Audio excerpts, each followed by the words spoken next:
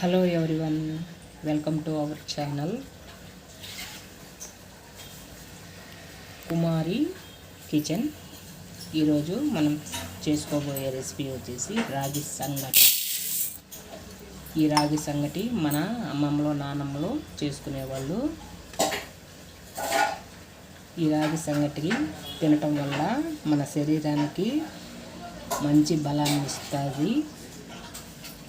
ఇప్పుడు దీని తయారీ విధానం తెలుసుకుందాము. ముందుగా ఈ బియ్యాన్ని శుభ్రంగా కడిగి ఇప్పుడు ఇలా చేయబెడితే ఇలా సొగానికి వచ్చే వరకు వాటర్ పోసుకొని మెత్తగా ఉడికించుకోవాలి. చూడండి, ఇలా వాటర్ బాగా పోసుకొని మనకి అన్నము అయితే బాగా మెత్తగా అంటే ఉడకాలి. ఇలా ఎంత మెత్తగా ఉడికితే మనకి రాగి సంగటి అంత బాగా వస్తుంది. ఈ రాగి సంగటి వల్ల మన పెద్దవాళ్ళు అయితే ఇలా తయారు చేసుకొని తినేవాళ్ళండి. వాళ్ళకి బాడీ అయితే మంచి ఉక్కులాగా ఉండేవాళ్ళు. మంచి బలాన్ని ఇస్తుంది. ఆరోగ్యానికి ఆరోగ్యం, మంచి కండపుష్టి అండి. ఇలా తయారు చేసుకోండి, మీరు కూడా ట్రై చేయండి. మనము రోజు అయితే చేసుకోని అవసరం లేదండి. ఒక ఆదివారం ఇలా రాగి సంగటి చేసుకొని తిన్నట్లయితే మనకి ఎనికి పుష్టి బాగా ఉంటుంది. ఎముకలు బాగా దృఢంగా ఉంటాయి. మంచి హెల్దీ అండి. ఇప్పుడు ఇలా ఈ అన్నాన్ని బాగా మెత్తగా ఉడికించుకుందాము. ఇప్పుడు రాగి పిండిని ఇందులో యాడ్ చేసుకుందాము. ఒక గ్లాసు బియ్యం తీసుకున్నట్లయితే మనము ఇప్పుడు ఈ గ్లాస్తో బియ్యం తీసుకున్నాము కాబట్టి చూడండి, నేనైతే రాగుల్ని ఇలా ఆడించి పెట్టుకుంటానండి. ఇప్పుడు ఒక గ్లాస్ బియ్యం తీసుకున్నాము కాబట్టి ఇదే గ్లాస్తో ఒక గ్లాసు రాగి పిండిని తీసుకున్నాము.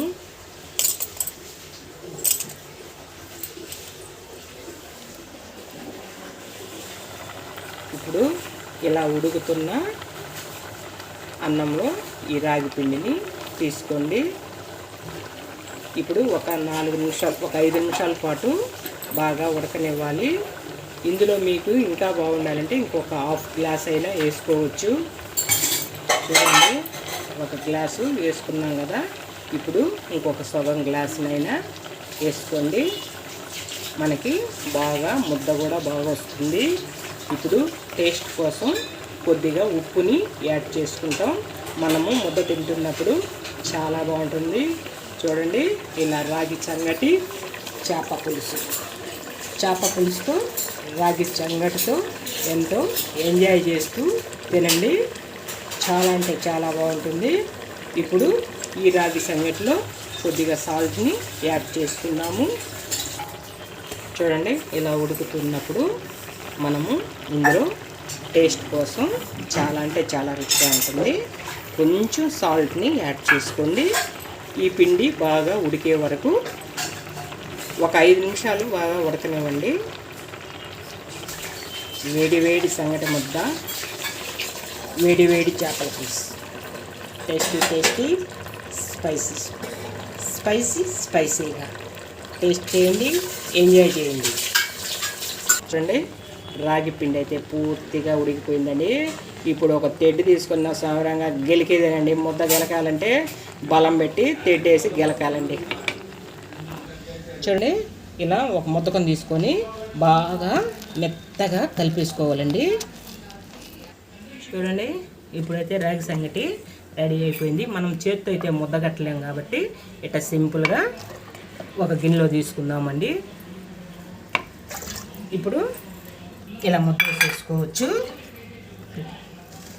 చూడండి, ఇలా ఒక కప్పుతో ఇలా వేసేసుకోవాలండి. ఇంతేనండి, రాగి సంగటి రెడీ అయిపోయింది.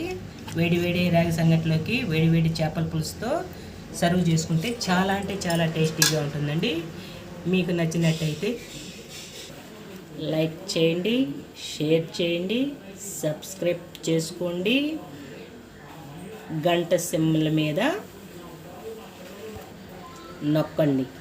మరొక రెసిపీతో మళ్ళీ రేపు కలుసుకుందాం. ఓకేనండి, బాయ్ బాయ్.